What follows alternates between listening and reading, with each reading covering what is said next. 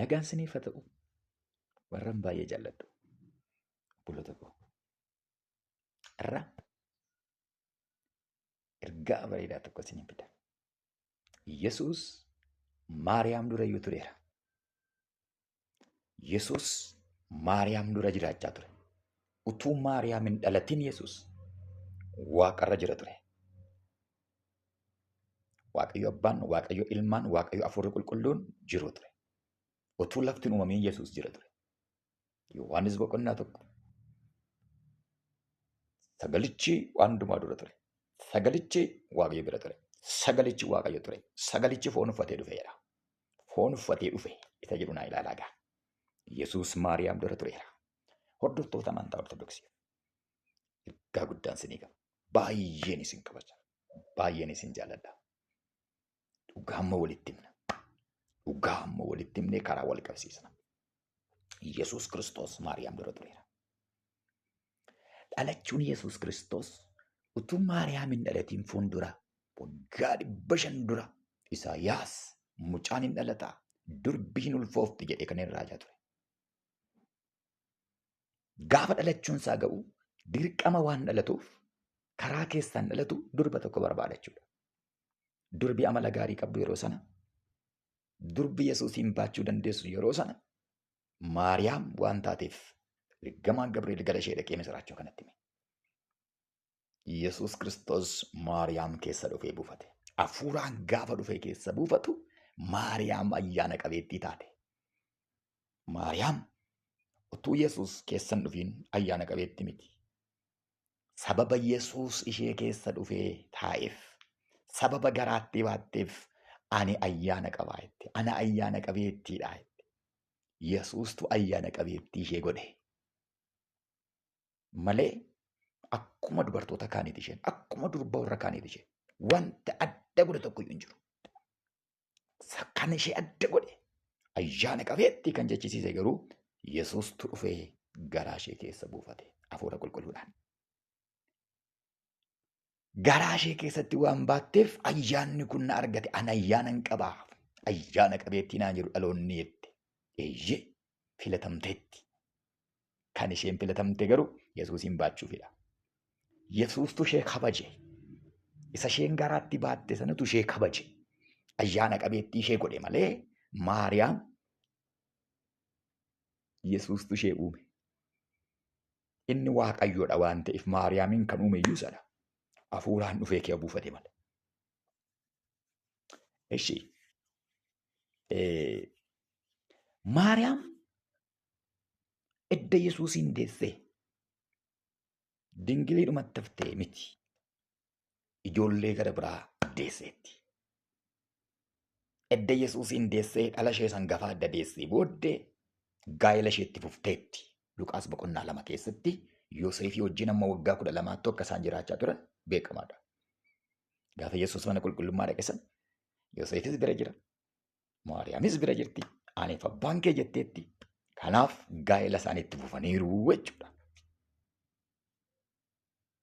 Marqos boqonnaa 3.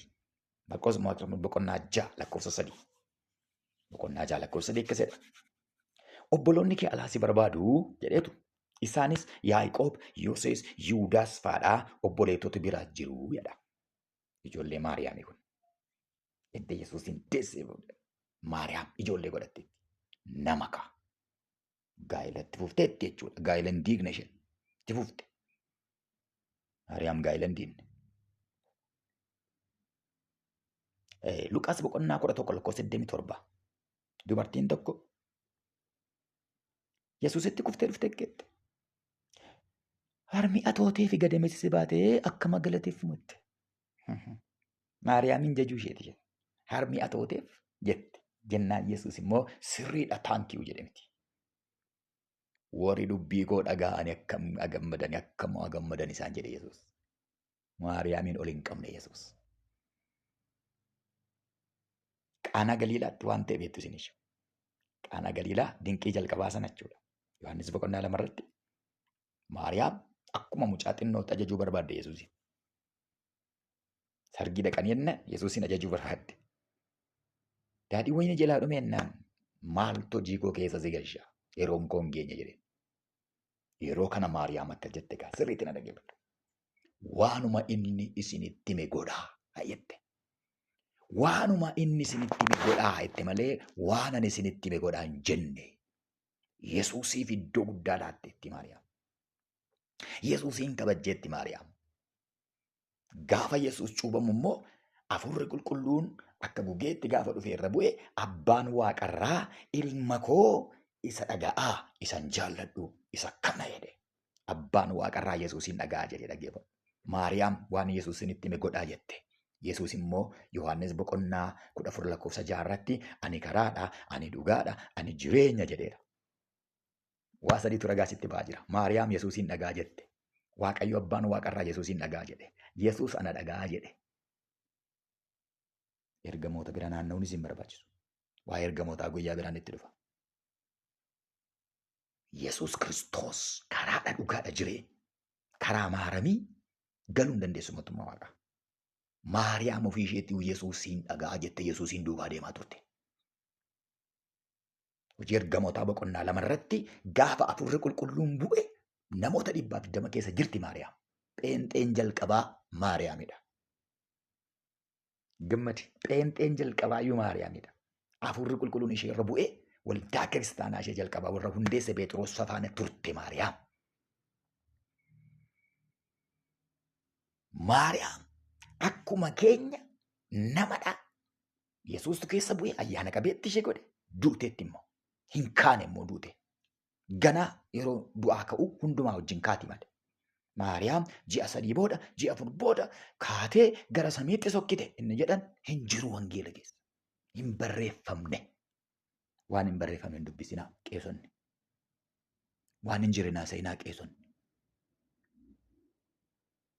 Maariyaam akka Henook fa'aa, akka Eeliyaas fa'aa gara samiitti hin sokkine. Hima duuteen awwaalamte. Gaaf tokko immoo du'aa kaati. Yesuus immoo du'aa ishee kaasa gaaf tokko. Gaafa firdii immoo kaatee firdii fudhatti nu faana. Wajjin qixxee dhaabanna.